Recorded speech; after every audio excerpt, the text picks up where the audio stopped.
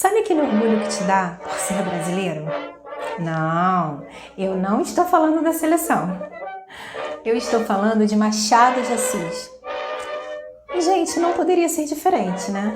Machado é um dos maiores escritores da literatura brasileira, quiçá da literatura universal. Sua obra ultrapassa a barreira do tempo e, mesmo tendo sido escrito há tanto tempo atrás, continua sendo atual, continua trazendo polêmica, enfim. É com ele, o nosso Machado de Assis, que nós vamos fazer a nossa primeira resenha de um clássico brasileiro aqui no canal. Vem comigo conhecer essa história fascinante e polêmica, Dom Casmurro.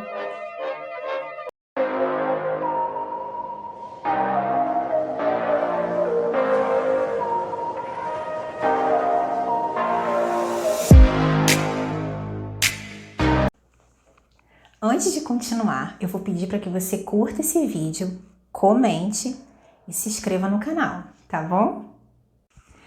Então, gente, eu acho que todo mundo na sua vida, em algum momento da sua vida, já ouviu falar no livro Dom Casmurro, do Machado de Assis.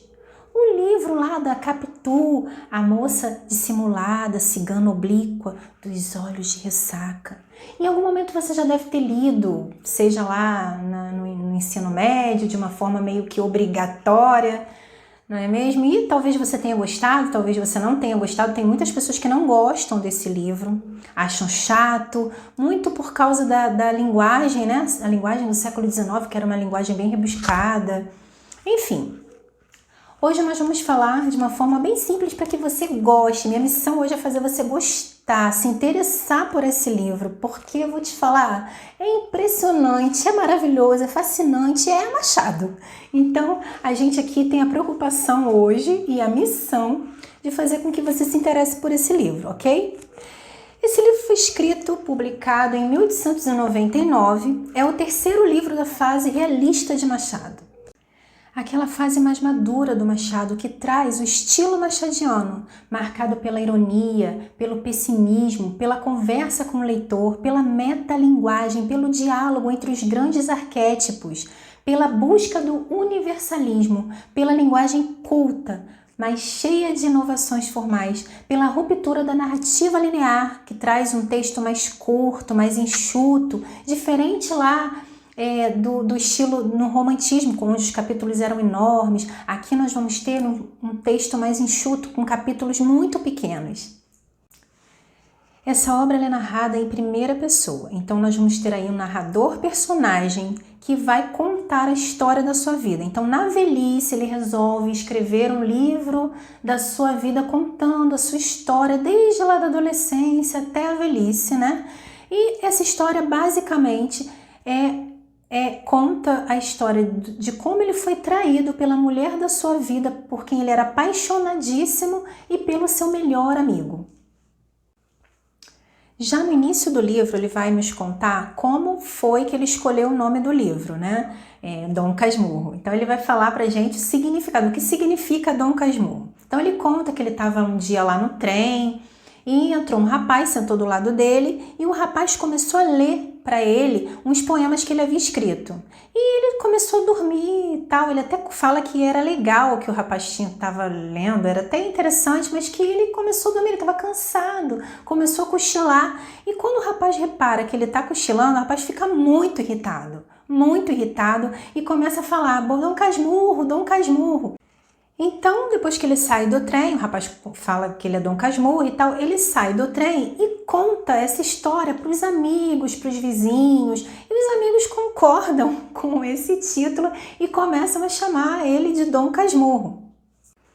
E presta atenção, já nesse momento ele vai deixar evidente para o leitor que ele não é um narrador confiável, porque ele vai dizer, Dom Casmurro significa taciturno, ensimesmado, é isso que significa. Não precisa você ir lá procurar no dicionário não, porque é isso, confia em mim. Só que se você for um leitor mais curioso, você for lá procurar o significado da palavra casmurro, você vai ver que também significa teimoso, turrão. E ele tenta esconder esse outro sentido de você porque ele não quer que você tenha a sua própria visão da história. Ele quer que você enxergue a história sob a ótica dele, entendeu? Então o livro começa contando sobre como ele tinha uma vida boa, vivia com a mãe, viúva de posses, né? Ele vivia com a mãe, com 2 tios, um tio, tio Cosme, um viuvão, e a tia Justina, uma viuvona. E também com José Dias, um agregado da família, que tem até uma história bem curiosa. Ele foi para essa família dizendo que era médico homeopata. Curou uma dor de cabeça aqui, curou uma escrava ali, enfim, cuidou da família e essa família adotou. José Dias começou a morar com essa família, enfim. Só que essa família descobre que José Dias não era nada médico homeopata, que era tudo mentira. E o que eles fazem quando eles descobrem que é mentira? Nada, eles não fazem nada. E para manter as aparências, eles continuam morando, deixando José Dias morar nessa casa e, curiosamente, eles começam a tratar José Dias até melhor do que eles tratavam antes. Então, para você ver como funcionava a sociedade do século XIX, né, gente? E é uma tremenda uma crítica aí à sociedade daquela época. Então ele faz questão de mostrar para você como ele vivia de uma forma boa e como essa mulher que ele foi apaixonado e desgraçou, acabou com a vida dele.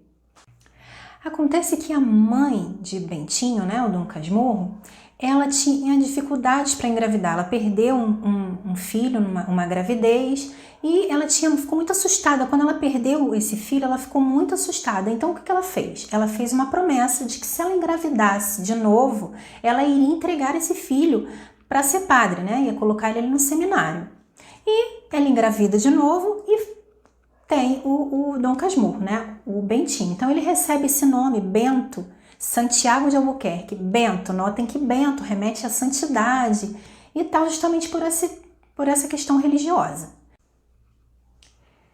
Então vai tudo indo muito bem, essa família de posses mora lá no interior do Rio de Janeiro, em Itaguaí, numa fazenda, e eles resolvem se mudar para o Rio de Janeiro, para morar na corte. Então a família vai morar na corte e tá tudo indo muito maravilhosamente bem.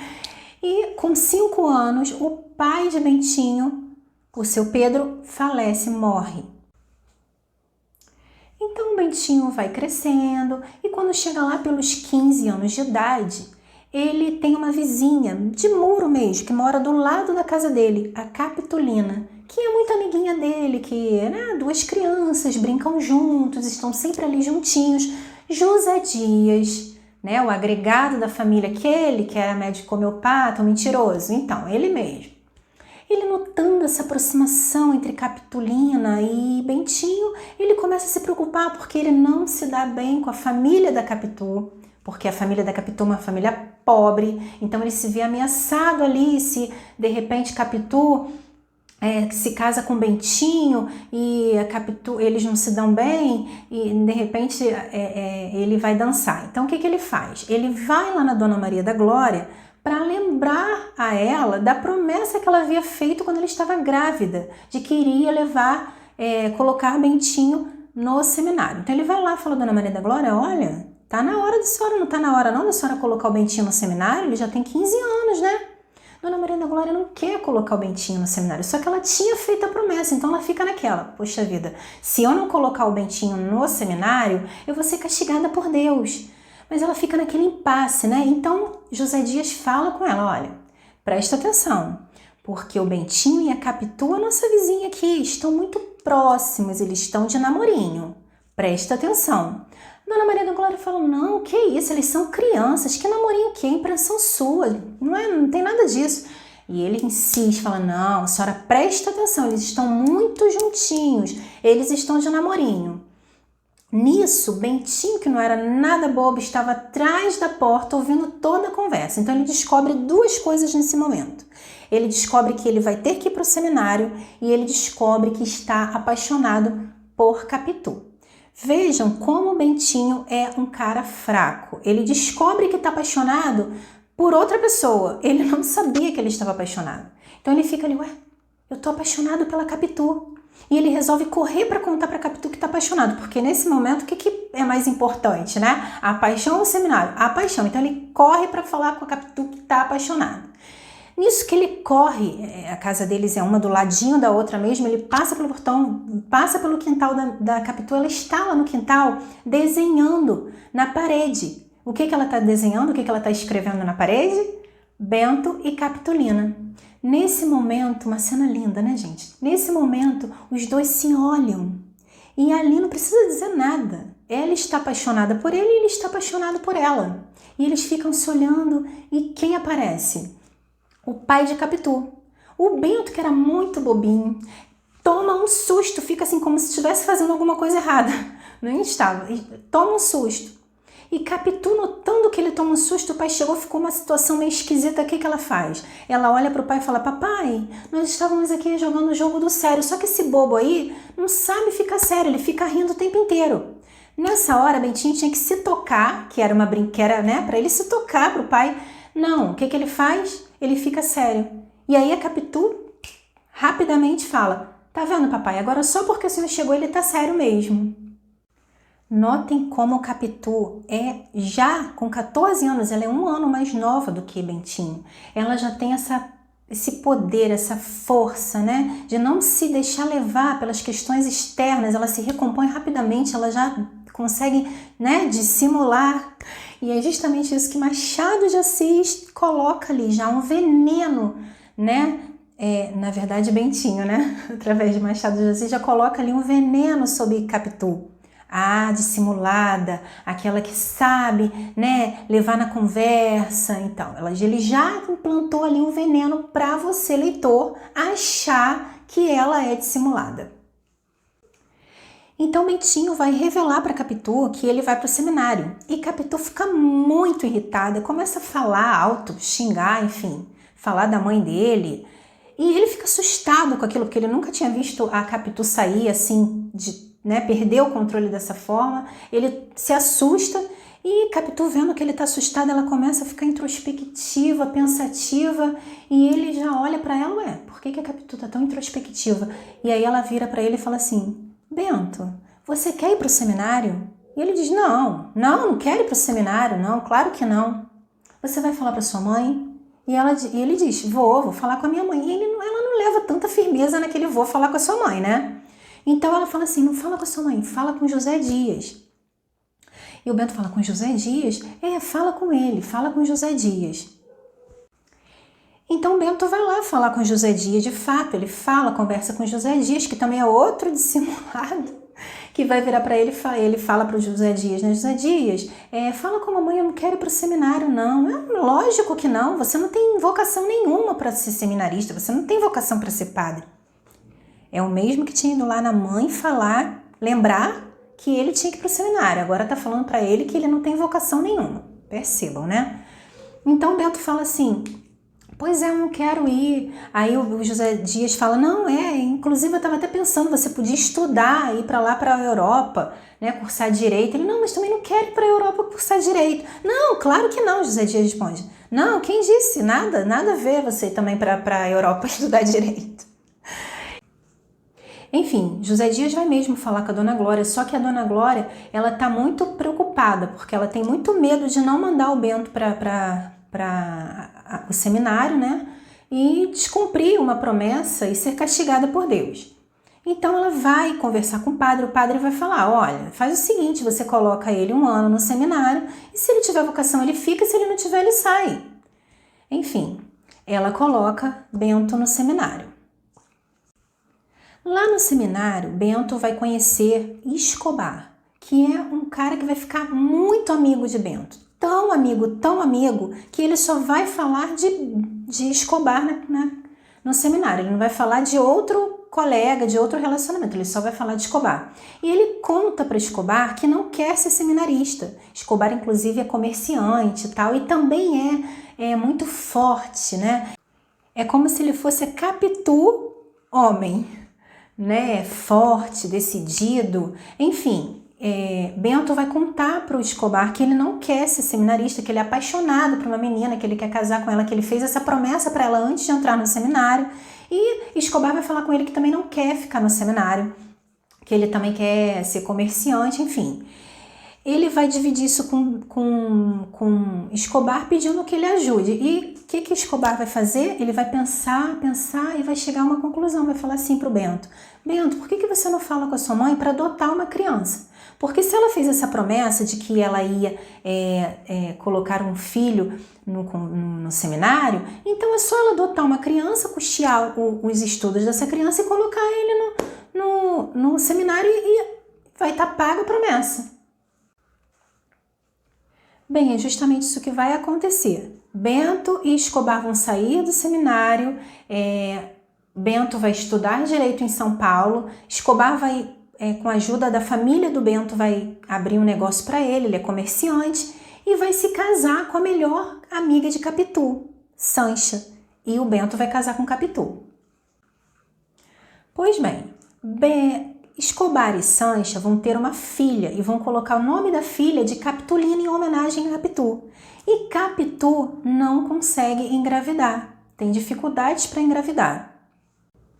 Então, um belo dia, os dois estão conversando na sacada da casa e Bento está lá falando com ela sobre o céu, sobre o mar, e ela está introspectiva, pensativa, e Bento, muito chato, muito, sabe, vai virar para ela e falar: Capitu, você não está prestando atenção em nada do que eu estou falando, você não está ouvindo nada do que eu estou falando, Capitu. Claro que estou, Bentinho, é claro que eu estou prestando atenção. Não, então o que eu estava falando? Você estava falando sobre a estrela lá. Isso, eu estava falando sobre a estrela mesmo. Mas o que eu estava falando da estrela? Não sei, Bentinho. Tá vendo aí? Tá vendo? Você não está prestando atenção em mim. Então o Capitu vai virar pro Bento e vai falar: Bento, eu estava aqui pensando e ontem você não estava em casa e eu chamei o Escobar aqui. É porque eu precisava fazer um investimento, né? Eu precisava investir e eu chamei o Escobar para me ajudar nesse investimento. Então Bento vai olhar para a mulher e vai falar: nossa, que mulher maravilhosa que eu tenho, olha só, ela me ajudando e eu aqui, sabe, chateando ela e ela me ajudando.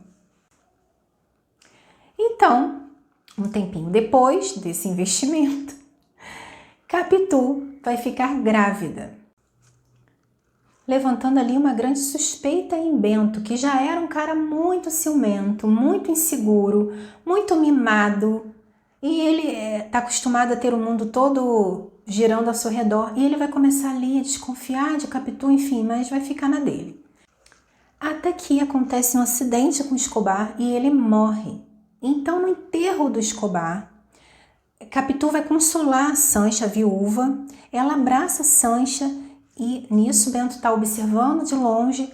E ele vê que Capitu fica com o olho todo cheio de lágrimas, e ele pensa: nossa, mas a Capitu não chora por ninguém, por que ela tá com esses olhos de ressaca? É a segunda vez que ele vai falar nessa expressão, olhos de ressaca, que é tão conhecido, né? Essa expressão é tão conhecida na nossa literatura. E ele vai falar: por que ela tá com esses olhos de ressaca? Por que ela tá sofrendo tanto pelo Escobar? Então, nesse momento, Bento vai começar a ter certeza de que Capitu realmente o traiu com Escobar, porque senão ela não estaria sofrendo tanto assim. E vai ter certeza também de que o filho, o Ezequiel, não é filho dele, e sim do Escobar.